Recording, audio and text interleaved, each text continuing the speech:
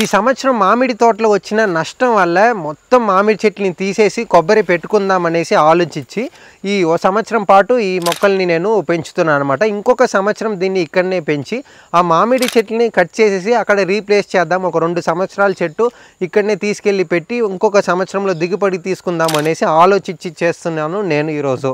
So ఎందుకంటే మామిడి తోటలో ఈ సంవత్సరం ఒక ఎకరంలో 3 టన్ను వచ్చింది. ఆ 3 టన్నులో ఒక టన్ను అనేది మనకి 2000 వెళ్ళింది.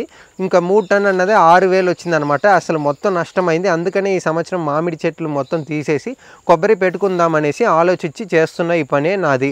20 సైజు బ్యాగ్లో పెద్ద చెట్లని ఇక్కడనే సంవత్సరం పాటు పెంచాను. మళ్ళీ ఇంకొక సంవత్సరం ఇక్కడనే పెంచి మనకి కావాల్సినప్పుడు దీనికి కావాల్సినప్పుడు వాటరు ఫెర్టిలైజర్ అంతా ఇచ్చి ఇక్కడనే పెంచి 2 సంవత్సరాల చెట్టుకి తీసుకెళ్ళి నా తోటలో పెట్టి మళ్ళీ ఒక సంవత్సరంలో దిగుబడి తీసుకుందామని ఆలోచించి చేస్తున్నాను నేను ఈరోజు.